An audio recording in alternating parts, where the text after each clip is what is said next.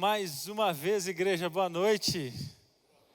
Como é bom, né? Terminar o dia na casa de Deus, depois de um dia de atividades, trabalho, preocupações, chegar aqui na casa de Deus e descansar, entregar tudo nas mãos do Senhor e permitir que Ele conduza a nossa vida. Esse é o nosso objetivo e assim tem sido a nossa semana, e eu espero que esteja sendo uma semana abençoada para você que está aqui na igreja e para você que nos acompanha através da transmissão no YouTube. Que Deus abençoe você e fale contigo de maneira poderosa. Eu tenho, durante essa semana, ouvido alguns bons e bonitos testemunhos de como Deus tem atuado através da palavra, e mais uma noite a palavra vai ser aberta e a gente vai estudar o texto, vai aprender sobre Jesus e tomar importantes decisões. Amém? Muito bem. Hoje, eu queria dizer, sabe aquela coisa que nós pregadores, quando a gente está numa semana de oração, a gente fala assim: olha, você não podia ter perdido nenhum dia. E quem veio sabe, não podia ter perdido. Mas a partir de amanhã a gente começa a entrar em alguns temas muito interessantes. E eu gostaria que você não perdesse nem mais um culto, ok? Porque nós teremos alguns temas que, à medida que a semana de oração vai chegando ao final, a gente já está na metade para o final dela, eu creio que Deus vai separando algumas coisas que Ele ainda não disse para dizer para você e para mim também. Então, participe, se empenhe e venha, porque será uma semana, um restante de semana impactante, porque a palavra de Deus vai ser aberta. E eu confesso para você que são temas também que eu gosto muito de falar a partir de amanhã também, né? Continuar falando, na verdade. Bom, vocês veem que toda vez eu estou trazendo um negócio aqui para poder trazer um pouco o conteúdo bíblico de maneira mais lúdica, né? E hoje eu quero que você abra a sua Bíblia no livro de Lucas, capítulo 15. É o texto que nós iremos estudar essa noite, Lucas, capítulo 15. Enquanto você abre a Bíblia, vamos ver quem decorou os temas até agora, os personagens. Vamos lá? Dei o tempo para você pensar, agora vai. Sábado falamos sobre Pedro. Domingo, Zaqueu. Segunda, Gadareno. Terça, ontem, Moisés. E hoje nós vamos falar do que a Bíblia chama de o filho pródigo. Porém, eu vou dizer para você, eu já vou começar te dando uma primeira curiosidade. Eu não sei se você vai gostar dela, não. Você sabia que os títulos que tem na Bíblia, eles, na verdade, eles não são inspirados, tá? O texto bíblico é inspirado, a Bíblia é inspirada. Mas essa divisão de capítulos e versículos e os títulos foram escribas, tradutores, na verdade, que posteriormente colocaram para a gente poder identificar melhor o texto bíblico. E eu confesso para você que se eu fosse o tradutor, eu colocaria outro título para essa parábola. Porque, na verdade, a parábola, por mais que a maioria dos versículos aqui seja sobre o filho que saiu da casa do pai, a parábola não é sobre o filho. Eu até acho que a principal lição é sobre o filho que ficou. Por que isso, pastor? Eu te explico. Porque Jesus conta essa parábola, e se você for olhar um pouquinho atrás, Jesus, ele no capítulo 15, no início dos versos, diz assim: Jesus recebe pecadores. E quando Jesus começa a receber pecadores, o verso 2 diz que os fariseus começaram a murmurar, dizendo que ele só ficava andando com gente pecadora. Aí Jesus, então, para se justificar, não para se justificar, acho que não é essa bem a palavra, Jesus faz uma defesa do porquê que ele anda com pecadores, e ele começa a contar algumas histórias. Ele conta a parábola da ovelha perdida, da dracma perdida e do filho pródigo. Ou seja, essa é uma explicação de Jesus para aqueles que o acusavam de andar só com pecadores. Porém, aqui que está interessante, quando Jesus vai falando a respeito da história, no final, ele está querendo dar uma lição para quem? exatamente para aquele filho que era o irmão mais velho e ficava questionando pelo fato de Jesus receber pecadores. Em outras palavras, eu queria te dizer que a parábola do filho pródigo, ela, na verdade, é uma parábola que fala mais sobre o pai do que sobre os filhos. É mais para você entender como é o coração do pai do que as atitudes do filho. Então, essa parábola poderia ter, sim, um outro nome sem problema nenhum. Mas não é nenhum pecado, nenhuma heresia. É só uma curiosidade para que você comece a abrir o seu coração para a história que a gente vai ler agora.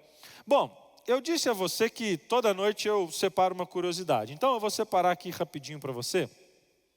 Hoje eu ia chamar voluntários, mas por conta do nosso tempo, nós vamos andar mais rapidinho, ok?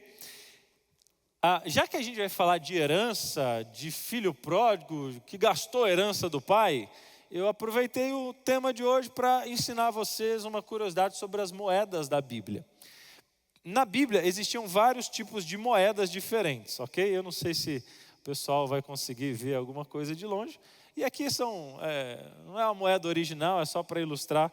Mas, por exemplo, lembra daquela viúva que deu algumas moedinhas, lembra? Quantas moedinhas ela deu? 2. A palavra ali é leptos. O que era aquela moedinha, o lepto, na época daquela mulher?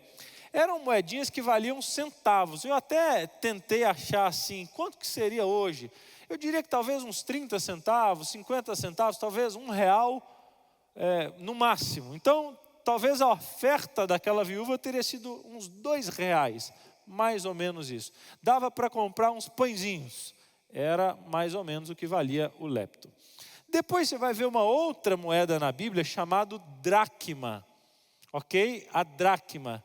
E a dracma, ela era uma moeda, veja, lembra que eu falei para vocês essa semana que a Judéia havia sido dominada por vários impérios? Na época de Daniel foi Babilônia, depois vieram os medos e persas, depois vieram os gregos e depois os romanos. Existia uma moeda grega chamada dracma.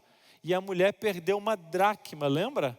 A dracma equivalia a um dia de trabalho. Pastor, quanto que é um dia de trabalho? Eu não sei, depende da sua diária. Mas, na época de Jesus, o trabalhador médio, o trabalhador comum, digamos que ele ganhasse um salário mínimo. Eu estou fazendo cálculos bem a grosso modo, mas para você ter uma ideia. Se fosse no Brasil, um salário mínimo dividido por dias de trabalho, dá uma média de 50 a 60 reais. Então, eu poderia dizer que uma dracma seria aí uns 50 a 60 reais. Ok? Muito ou pouco para você. Perdeu uma dracma, ninguém quer perder cinquentinha, imagine só. Ela perdeu uma dracma e ficou feliz e fez festa quando achou a dracma. Aí, nós temos uma outra moeda. Por exemplo, o bom samaritano ajudou aquele judeu e deu ali 2 denários. O que era o denário? O denário tinha o mesmo valor da dracma, só que agora era uma moeda romana, valia um dia de trabalho. Então, ele pagou ali para a hospedaria, deixou ali uns 100zão, assim, mais ou menos, para cuidar daquele homem que sofria. Aí, eu trouxe aqui para você um vaso, porque a Bíblia diz que uma mulher tinha um perfume que valia, quem lembra o valor? 300 o quê? Denários. O que é denário? Um dia de trabalho. Então, o perfume que ela quebra aos pés de Jesus valia 300 denários. Aí eu fui fazer as contas. Quanto dá 300 denários? Bom, 300 denários, 300 dias de trabalho, seria mais ou menos aí uns 15 mil reais. Mais ou menos. Aí eu pergunto, alguém aqui tem um perfuminho de 15 mil reais? Eu nem sei nem onde vende, mas deve vender, né? Bom, pastor, como que ela tinha um perfume tão caro assim? A verdade é que o nardo puro, ele não era só para perfumar e colocar para sair. Era um bálsamo valioso que servia muitas vezes como um seguro de vida, para que ela pudesse vender e fazer dinheiro. Era como se fosse uma poupança. Agora, o mais legal que eu gosto é essa aqui, ó. Porque a gente aprende, às vezes, nas histórias, que um talento é uma moedinha. Mas um talento, na Bíblia, não é uma moedinha. Um talento equivale a 6.000 denários, 6.000 dias de trabalho, que seria mais ou menos uns 300 a 350 mil reais. Aí você fala assim, pastor, o pobrezinho ganhou só um talentinho, né? Um talento, olha quanto era, né? Para dizer que Deus confia grandes coisas a você. Às vezes você fala assim, pastor, só tem um talento. Eu tenho poucos talentos, mas já é muito. Então Deus confia coisas para que você não enterre, para que você possa usar para a glória dele. Legal? Gostou de aprender uma nova curiosidade essa noite? Bom, falando então em recurso, vamos à história desse jovem que infelizmente não soube administrar os recursos que lhes foram confiados. Leia comigo a partir do verso 11, Lucas capítulo 15. Continuou, certo homem tinha 2 filhos. Quantos filhos? 2. O mais moço deles disse ao pai, pai, dá-me parte dos meus bens que me cabe. E ele repartiu os haveres.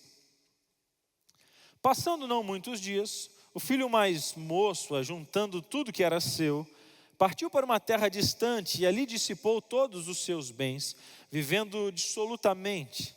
E depois de ter consumido tudo, sobreveio àquele país uma grande fome, e ele começou a passar necessidade. Então ele foi, se agregou a um dos cidadãos daquela terra, e este o mandou para seus campos para guardar porcos. Ali, desejava ele a fartar-se com as alfarrobas que os porcos comiam, mas ninguém lhe dava nada.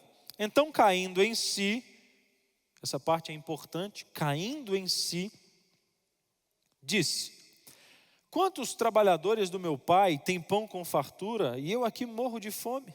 Levantar-me-ei, irei ter com meu pai, e lhe direi, pai, pequei contra o céu e contra ti, eu já não sou digno de ser chamado teu filho, trata-me como um dos teus trabalhadores. E levantando-se foi a seu pai, e vinha ele longe quando seu pai o avistou, e compadecido dele, correndo, o abraçou e o beijou. E o filho disse, pai, pequei contra o céu e diante de ti, já não sou digno de ser chamado teu filho. O pai, porém, disse aos teus servos, trazei-me depressa a melhor roupa, vestiu, põe-lhe um anel no dedo e sandália nos pés. Trazei também e matai um novilho cevado, e comamos e regozijamos, porque esse meu filho estava morto e reviveu, estava perdido e foi achado. E começaram a se alegrar. Ora, o filho mais velho estivera no campo, e quando voltava, ao aproximar-se da casa, ouviu a música e as danças. E chamou um dos seus criados e perguntou-lhe o que era aquilo. E ele informou, veio teu irmão, o teu pai mandou matar o novilho cevado, porque o recuperou com saúde. E ele se indignou e não queria entrar. Saindo, porém, o pai procurava conciliá-lo. Mas ele respondeu a seu pai, há tantos anos te sirvo sem jamais transgredir uma ordem tua, e nunca me deste um cabrito sequer para me alegrar com os meus amigos. Vindo, porém, esse teu filho, que desperdiçou os teus bens com meretrizes, tu mandastes matar para ele um novilho cevado. Então, respondeu-lhe o pai, meu filho, tu sempre estás comigo, e tudo que é meu é teu. Agora o verso 32 para terminar. Entretanto, era preciso que nos regozijássemos e nos alegrássemos, porque esse teu filho estava morto e reviveu, estava perdido e foi achado. Eu preciso te dizer que essa história é contada exatamente como nós acabamos de ler. Soou ao ouvido dos fariseus como algo muito grave, porque para nós é uma história bonita, a gente aprendeu que essa é uma história bonita, mas para um judeu da época de Jesus, essa era uma história escandalosa, era uma história que causava arrepios, era uma história que era difícil de ouvir, porque ela quebra vários paradigmas locais e da época. A primeira delas é que era uma desonra muito grande, era uma talvez para a nossa cultura, que infelizmente nós vemos uma geração cada vez mais acostumada a desrespeitar as autoridades e os pais, mas isso não era comum na época de Jesus, na sociedade judaica. O respeito ao pai era sagrado, e de repente esse filho, ele desonra o pai dizendo assim: pai, me dê a minha parte da herança, a minha parte dos meus bens. Em outras palavras, os judeus ao ouvirem essa história, eles ouviram o seguinte: pai, por que o senhor não morre logo? Pai, existe um empecilho entre eu e o dinheiro, é você ainda está com vida. Então vamos fazer o seguinte: me dê a minha parte, porque você está demorando a morrer. É mais ou menos isso. Isso era uma afronta tão grande, que existiam leis naquela época, que se o pai se sentisse desonrado, ele poderia levar o filho em uma praça pública, contar para a comunidade o que houve, e todos iriam apedrejar aquele filho. O pai tinha essa autoridade. Então, começa uma história com uma afronta tão grande, e o filho diz assim: e eu preciso desse meu dinheiro, porque eu quero ir para longe. Em outras palavras, pai, eu cansei da tua casa, eu cansei das tuas leis, eu cansei de viver diante dos teus olhos, eu não tenho prazer na sua presença, nem na sua casa, nem nas suas leis, eu quero ir para longe dos teus olhos. Você está entendendo o que esse filho fez? O pai então escuta aquilo e com lágrima nos olhos, ele entrega para o filho. E aqui tem algo interessante, porque naquela época o texto diz que prontamente o filho pega a sua herança e vai. Agora veja, você precisa entender algo. Naquela época o dinheiro não era como a gente vê hoje: eu vou fazer uma transferência para você. Não, a herança daquele jovem talvez estava no gado, estava nas terras, estava nas plantações. Então, se o texto diz que ele recebe rapidamente a herança e vai embora, significa que ele teve que pegar esses itens e vender. Agora eu te pergunto, para alguém que tem que vender coisas rápidas, normalmente vende bem ou mal? Mal, vende rápido. Então ele pega ali a parte da herança e vende e vai embora, e vai para longe dos olhos do pai. Só que a história diz que depois de gastar tudo, ele é levado à miséria, chegando a desejar a comida dos porcos. E aqui eu preciso te explicar mais um detalhe. Como eu disse, não era uma história comum, era uma história escandalosa. E esse é mais um detalhe que causava escândalo na história. O fato de um judeu lutar por comida com porcos. Porque na sociedade judaica, o judeu não tocava em porcos, não criava porcos, muito menos comia porcos. Nem tocava. Agora o texto diz que esse jovem, ele cai, ele começa a brigar por comida, ele perde todo o dinheiro. Ele devia ter uma roupa bonita, que de repente ele perde, e agora ele já não tem mais as roupas bonitas. O texto diz que no final ele perde os calçados, e ele agora não tem mais o que calçar. E aí diz o texto que de vergonha, sem dinheiro, ele começa a buscar alimento com os porcos. Isso é tão grave, mas tão grave, que se fosse hoje, talvez a história seria contada diferente para a nossa sociedade. Talvez se Jesus contasse hoje, me permita imaginar, talvez não seja exatamente isso que eu vou dizer, mas talvez diria assim: olha, e aquele jovem da igreja que decidiu sair da casa do pai porque estava cansado das leis da igreja, estava cansado dos olhos do pai, estava cansado das regras da casa do pai. Ele decide sair, pega a sua herança, vende mal e de repente vai morar nas ruas. Começa a beber, começa a usar droga, se afunda na pior droga que existe, na mais viciante, talvez usando crack. E agora, sem dinheiro, ele começa a vender o próprio corpo para outros homens, para sustentar o vício da droga, e assim ele vai vivendo. Talvez seja isso que Jesus queria contar, porque isso causou escândalo. Só que aqui algo acontece. Esse homem, ele se sente um escravo. E sabe, quantos talvez que estejam me ouvindo, seja aqui ou pela internet, que tem se sentido escravo? Porque algo acontece. A gente tem a ideia de que as leis de Deus, as leis da igreja nos privam. Quando a gente é jovem, a gente acha que é um atraso ficar nos guardando de acordo com as leis de Deus. Que na verdade a igreja não pode isso, não pode aquilo. E quantos de nós na juventude, às vezes fazem, às vezes se seguram, mas têm vontade de dizer assim: olha, eu gostaria de estar longe das suas leis, Pai. Eu gostaria de estar num lugar onde as pessoas não me vissem. Eu gostaria de ir para longe, para poder viver o que eu sempre quis, para fazer as minhas vontades. Porque parece que a casa de Deus, que a igreja de Deus me priva da verdadeira alegria. Parece que a casa de Deus me trava, parece que ficar na igreja é um atraso. Então eu prefiro sair da tua presença e da tua casa.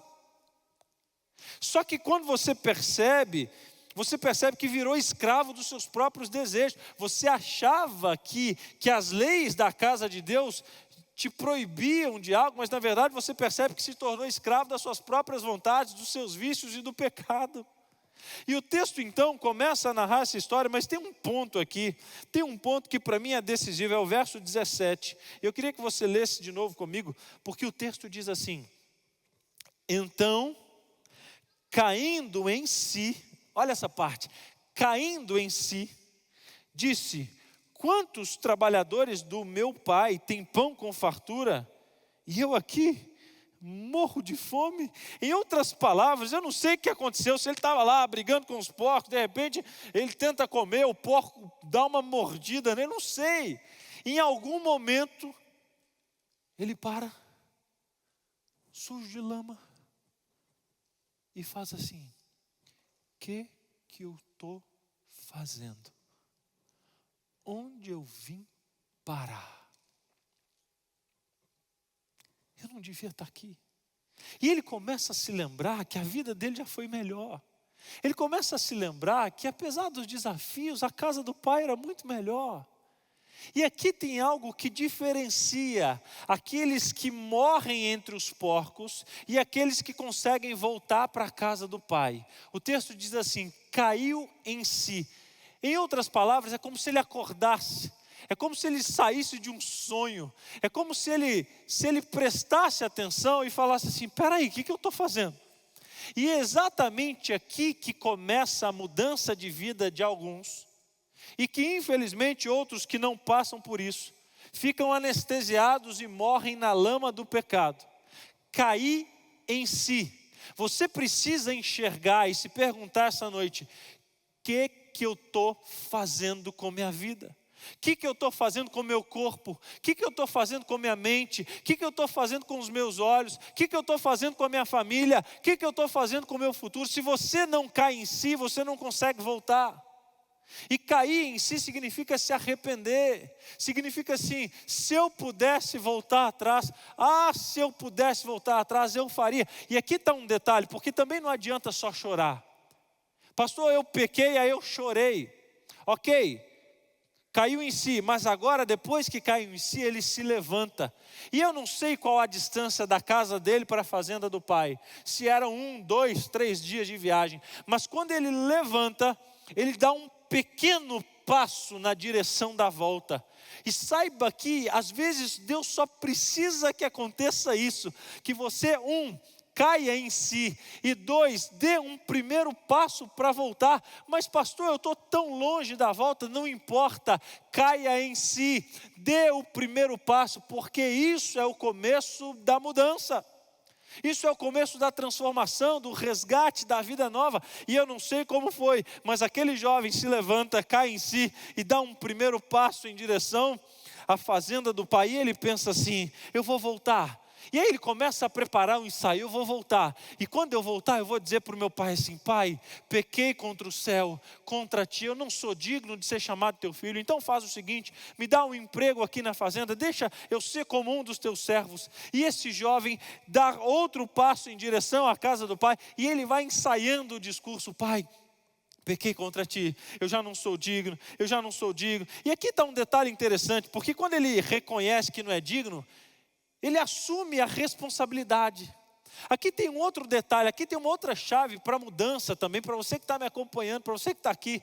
Se você quer ver transformação, você precisa assumir a responsabilidade. Pequei contra ti.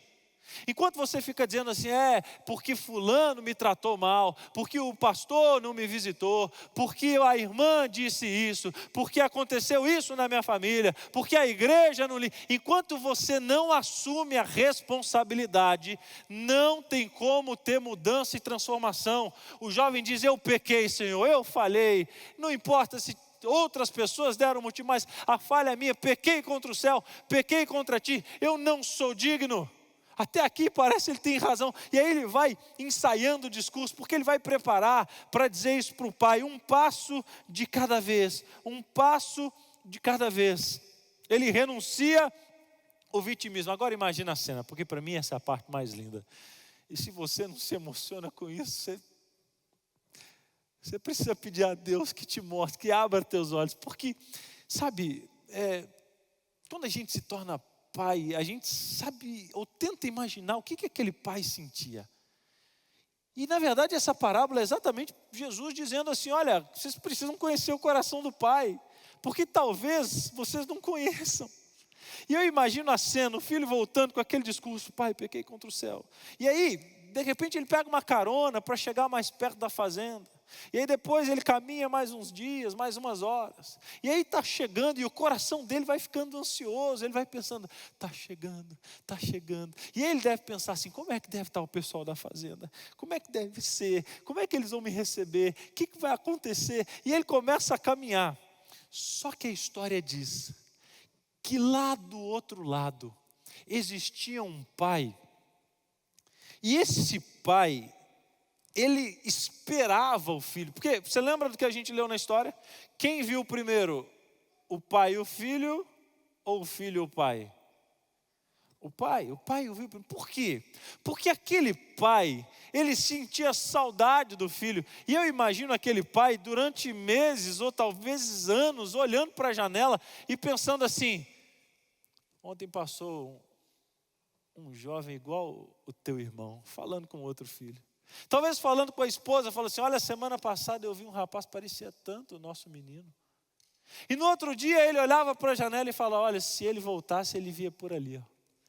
E no outro dia ele começa a olhar, e na outra manhã ele fica ali pela janela, e depois de noite, antes de dormir, ele dá mais uma olhadinha, e eu não sei quanto tempo esse pai passou esperando na janela, olhando um filho, reconhecendo talvez algum que se parecia, mas não era, e aquele pai chorava, e aquele pai sentia, aquele pai rogava, até que um dia ele olha, e de repente aquele menino está lá, abre o portão da fazenda, dá o primeiro passo, eu não sei o que ele sente, e ele começa de repente a olhar se a fazenda ainda estava do mesmo jeito, só que a história diz que antes dele enxergar qualquer coisa, o pai sai correndo e o abraça e o beija e diz, filho, e o filho já estava com aquele discurso, pai, pequei contra o céu, contra ti, já não sou digno. O pai, fique calado, filho, você voltou, e é isso que importa. E o pai o beija, o abraça,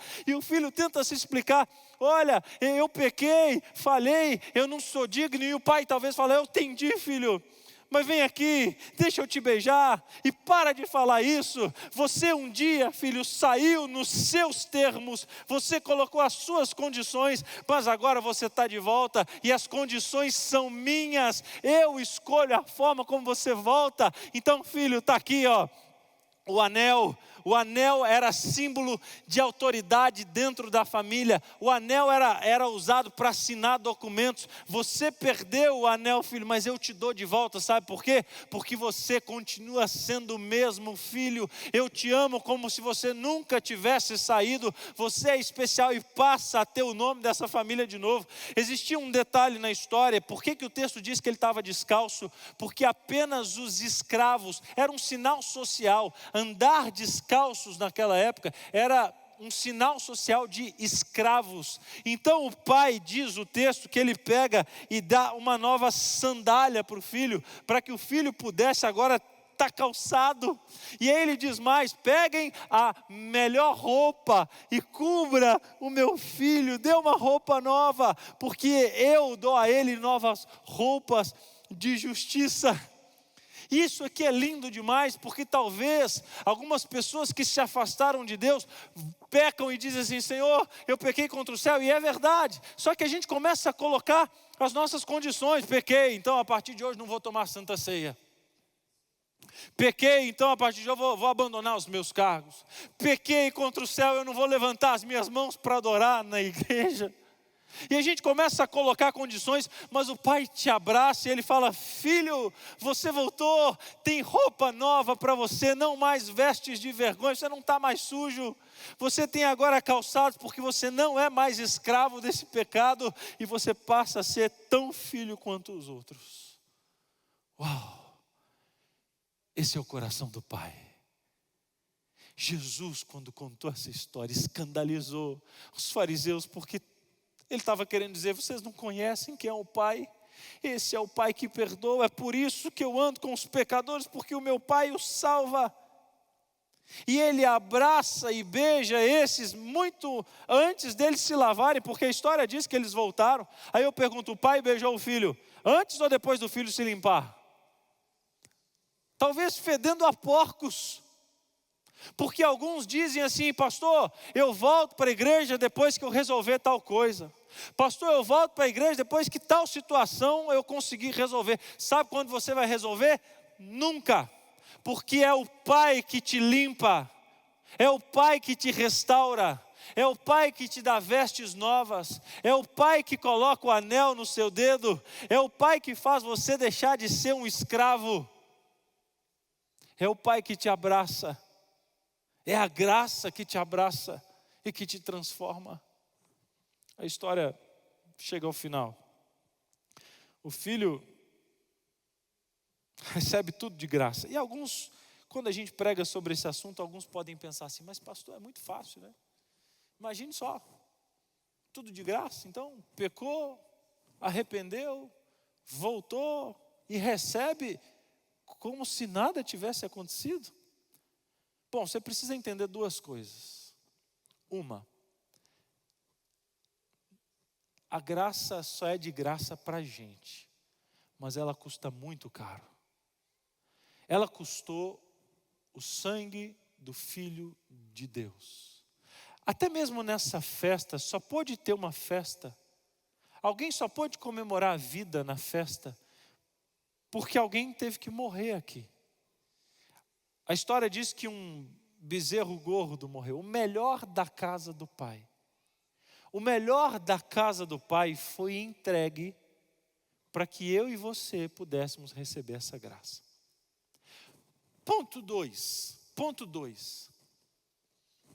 A graça, ela é disponível para aquele que se arrepende, não para aquele que chora somente, não para aquele que fica triste, mas para aquele que se arrepende. E o que é se arrepender, pastor? Qual que é a diferença do arrependimento e do remorso?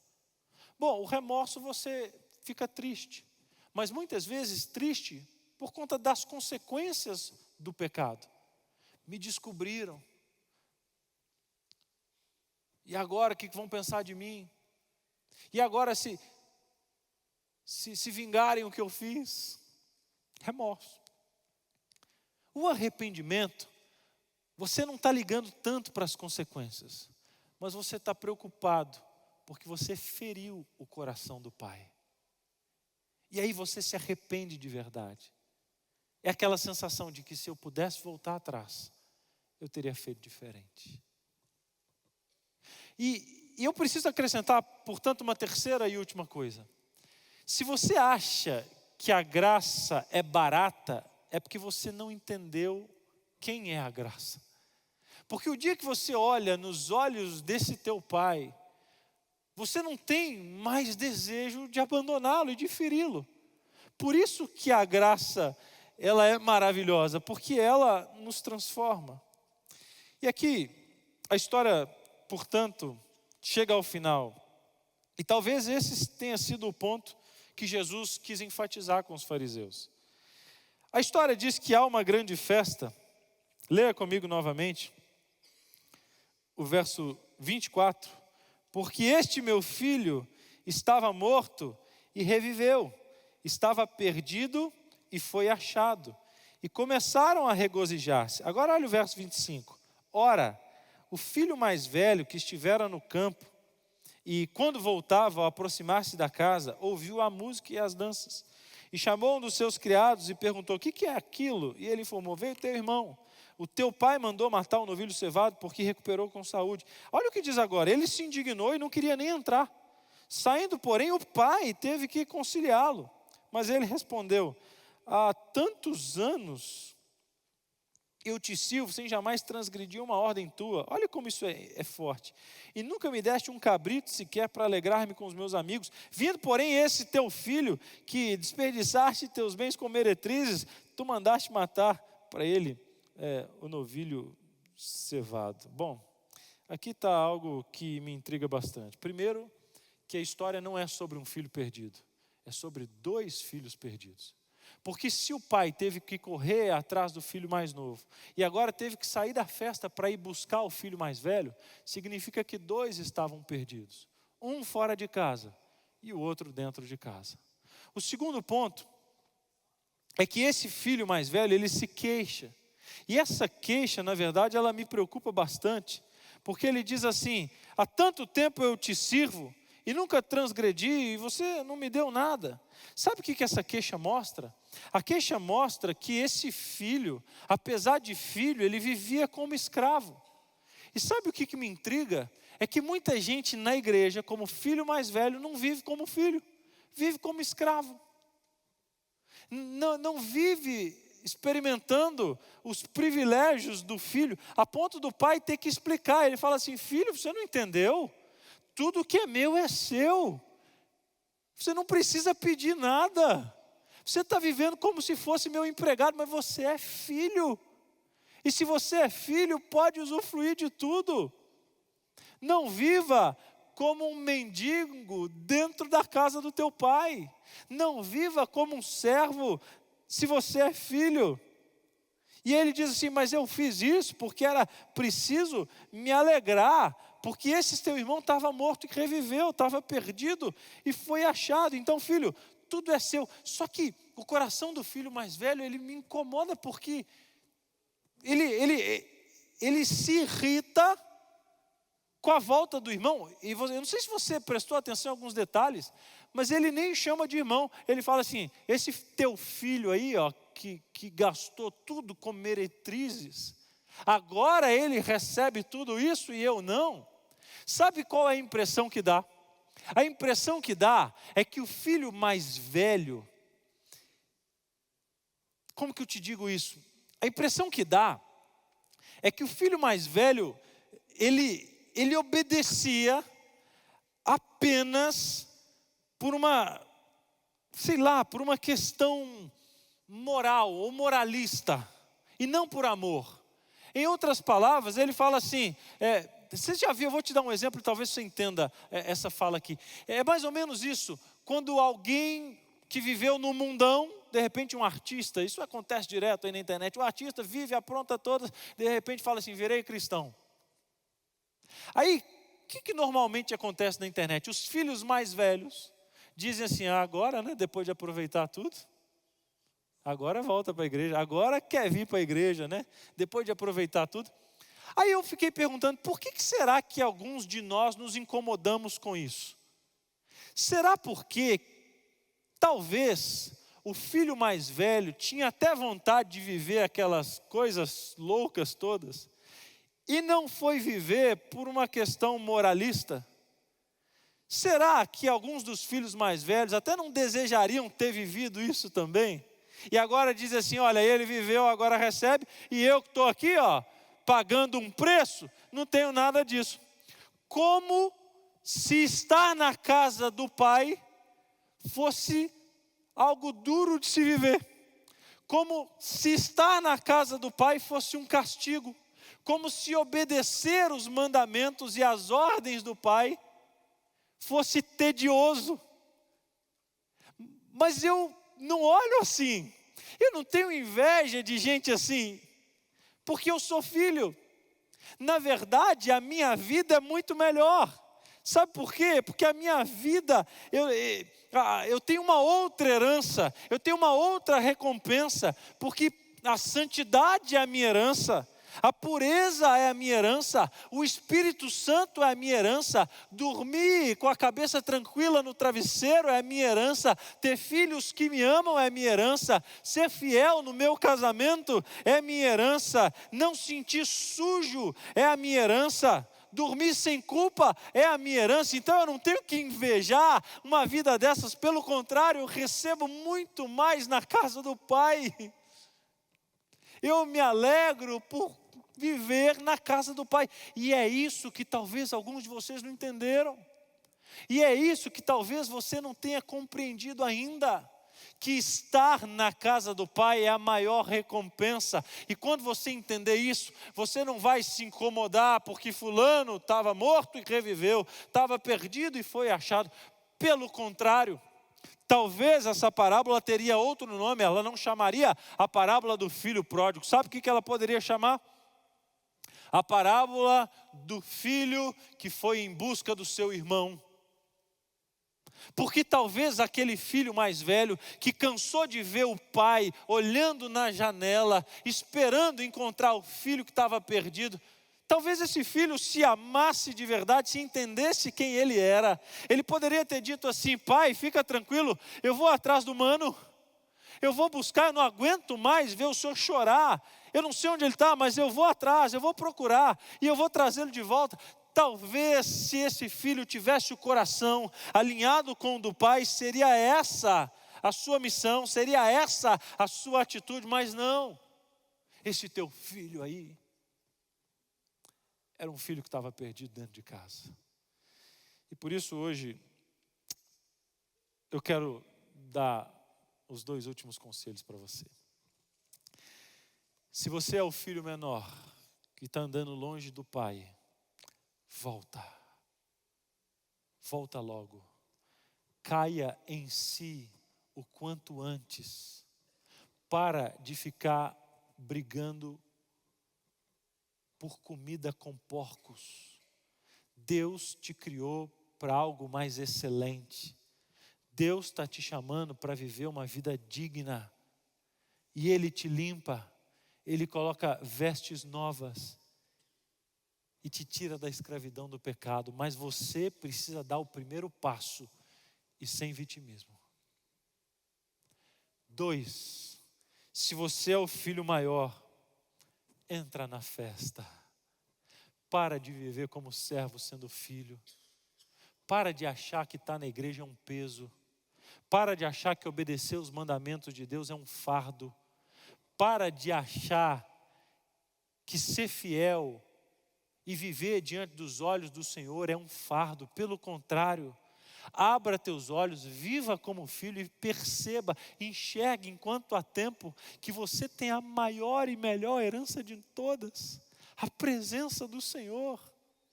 E nenhuma vida lá fora pode se comparar com a alegria de viver na casa de Deus. Entra para a festa. Bom, eu me lembro que uma vez eu era garoto e eu ganhei uma bicicleta no Natal. E essa história nunca eu mais esqueci, e eu queria terminar com essa história para que você pudesse sair daqui hoje entendendo o coração do Pai. Como Jesus quis contar para os fariseus, para os filhos mais velhos, como eu e como você talvez. E eu lembro que quando eu ganhei a minha bicicleta de Natal, a minha mãe me deu um conselho. Ela falou assim: olha, Gustavo, a bicicleta está aqui, é nova, mas um conselho, não corra. Sabe o que eu entendi? Corra o mais rápido possível. E foi eu ganhar a bicicleta, mostrar para os meus amigos. Ele, olha, uma bicicletinha azul com guidão branco e tal. E o primeiro amigo falou assim: vamos apostar uma corrida? Parece tentação, né? E eu, com a minha bicicleta nova, falei: é para já. que a bicicleta era muito rápida. E eu falei, eu vou ganhar ainda. Resultado, eu falei, não vai acontecer nada, não é possível, né? Mas quando mãe fala, né? Bom, os amigos falaram no 3, 1, 2, 3. E começamos a pedalar. E eu pedalava assim, ficava até em pé pedalando e tal, aquele negócio. E de repente eu passei na frente dele. E eu não sei o que aconteceu. Se foi intencional ou não. Prefiro acreditar que não.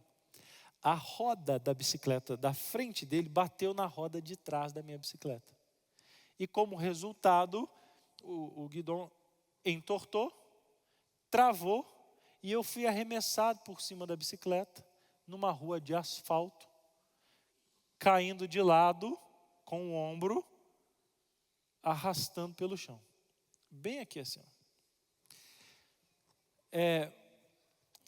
A dor foi terrível. E quando eu olhei, estava ensanguentado e não parava de jorrar sangue. Para vocês terem uma ideia, bom, eu tenho 39 anos. Isso aconteceu quando eu tinha uns 12, talvez. E eu tenho uma marca até hoje no ombro. Está mais clarinho, obviamente, mas eu ainda tenho essa marca, só para entender. E eu comecei a ficar ali ensanguentado e sentei na calçada. E todo mundo passava e falava assim, meu Deus, menino, misericórdia. Olha quanto sangue, eu sei, tá, estou vendo. Aí a fala das pessoas era assim, vai para a tua casa, você vai morrer aí. E eu falava, se eu for para casa também, não posso. Minha mãe disse que não era para correr, e eu corri e olha o resultado. E eu me lembro que eu pegava a camisa, eu tinha tirado a camisa e colocava aqui para tentar estancar, para poder limpar, fazer alguma coisa, e só piorava, só ia sujando. Né?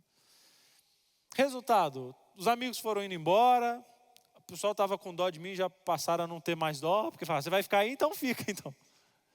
Eu falei, eu tenho que ir para casa, não tem jeito. E aí, eu me lembro que eu fui com a minha bicicletinha, empurrando e com a mãozinha assim, ó, só esperando. Eu falei, vou chegar lá em casa e já sei o que vai acontecer. E aí eu coloquei minha bicicleta, subi em casa, e já me preparando o semblante.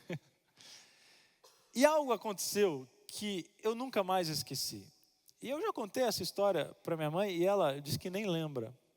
Porque, na verdade, não marcou ela, marcou a mim. Porque quando, claro, ela lembra da queda e de tudo, mas ela não lembra da fala. Quando eu abri a porta e ela me recebeu, ela olhou e ela viu o que tinha acontecido e eu contei para ela, mãe, caí, apostei corrida, né? Pequei contra o céu, contra ti.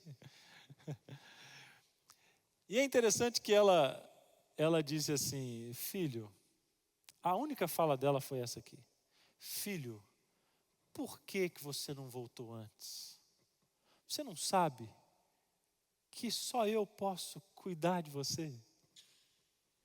E na hora aquilo me desmontou porque eu esperava outra reação. E aí eu entendi algo sobre o coração de Deus. Às vezes a gente anda tão longe de Deus e a gente fica sentado numa calçada tentando estancar o próprio sangue, não é assim? A gente peca, a gente usa mal o tempo, o corpo, os olhos, a gente usa mal os nossos pensamentos, a gente usa mal o que Deus nos dá, os recursos, a saúde, e a gente peca. E aí a tendência é que a gente se afaste da casa do Pai. A tendência é que você se afaste da igreja. E você fique aí, talvez assentado numa calçada, com sangue escorrendo, tentando estancar sozinho. E muitas vezes a gente não volta porque a gente pensa assim, o que vão dizer? Talvez vão falar assim, fulano, está vendo aí, ó, não tinha avisado. Ou a gente acha que Deus vai nos tratar assim. Mas olha a história, a parábola, o pai sai correndo, o pai está esperando na janela você voltar. E quando ele volta, ele te abraça e te beija. Em outras palavras, o Senhor diz assim, por que você não voltou antes? Por que você demorou a voltar? Você não sabe que só eu posso cuidar de você? E mais, eu ainda faço de um jeito que nem deixa cicatriz. Porque é assim que Deus te cura, é assim que Deus trabalha no seu coração. Por isso hoje, volta para Jesus. Tem gente aqui que precisa voltar. Hoje você precisa voltar para Cristo. Para de viver como escravo lá fora. E talvez alguns precisam voltar que estão aqui dentro da igreja. Estão na igreja, mas vivem num formalismo. Estão na igreja, mas vivem como se estivesse pagando uma penitência. Estão na igreja, mas não experimentaram o prazer de que é ser filho. Entra para a festa. Seja você um filho maior ou um filho menor. O Senhor está te esperando para te abraçar essa noite. Você vai ouvir uma música agora. E eu queria que enquanto você escuta essa canção, você pudesse entrar para a festa ou voltar para casa. A escolha é sua. Esse amor um dia feriu o coração do pai. Mas esse pai te espera de braços abertos e te espera com saudade.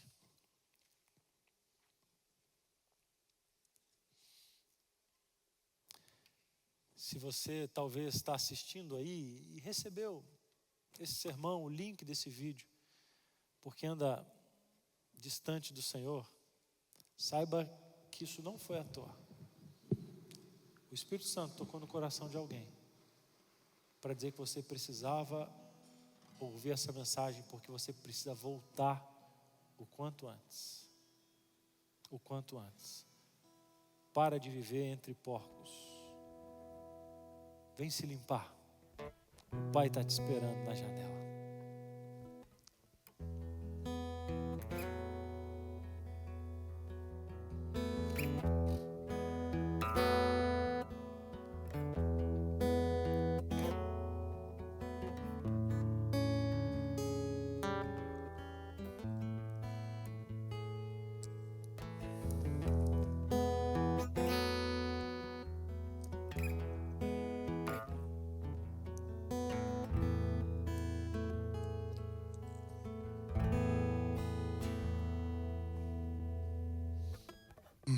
Olhou meus olhos e disse sem pudor: não há prazer algum em te amar.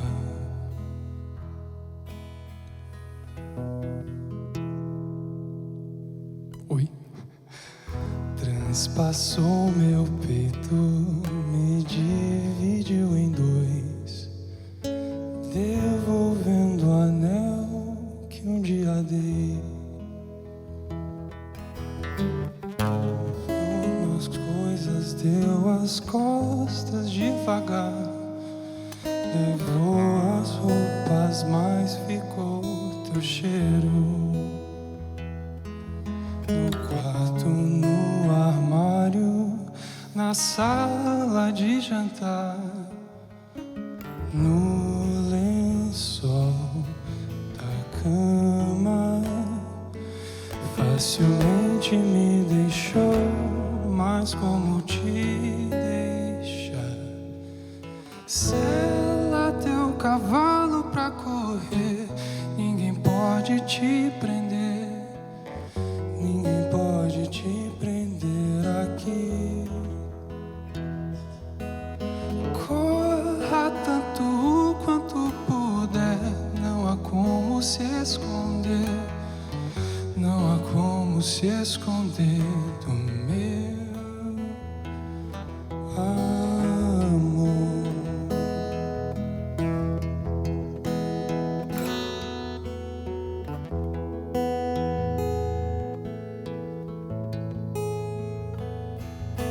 Amor que era nosso deu as costas devagar, levou as roupas, mas ficou teu cheiro.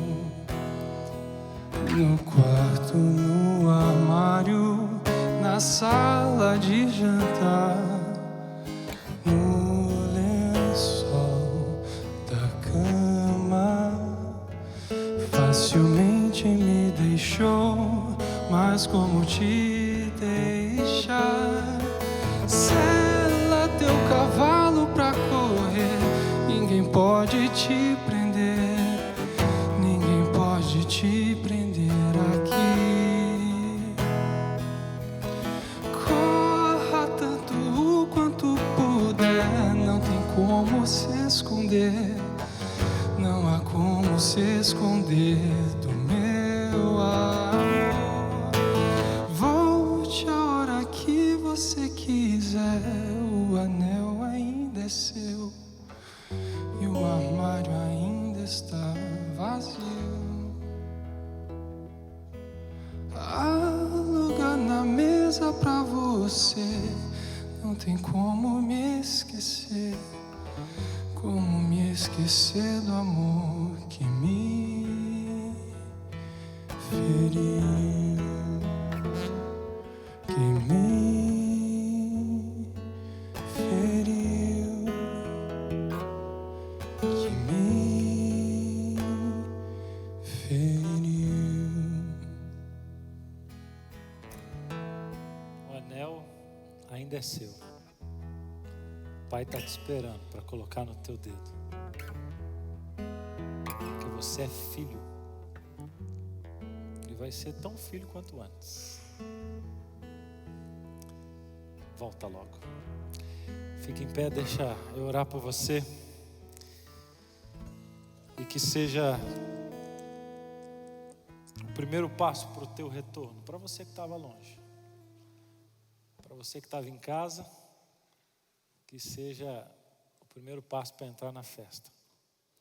E se você já estava na festa, que seja o primeiro passo para ir em resgate dos seus irmãos mais novos que estão lá fora perdidos. O Pai conta com você para poder ir resgatá-los. Fecha teus olhos. Pai, muito obrigado porque hoje tivemos um encontro com a graça. E obrigado porque o Senhor nos perdoa, Pai. Não dá nem para explicar como o Senhor pode nos amar tanto. Como o Senhor pode nos amar apesar de termos fugido do Senhor. Como o Senhor pode ainda nos amar apesar de termos dado as costas para Ti, Pai. Mas hoje voltamos, Senhor. Hoje entregamos tudo em Tuas mãos.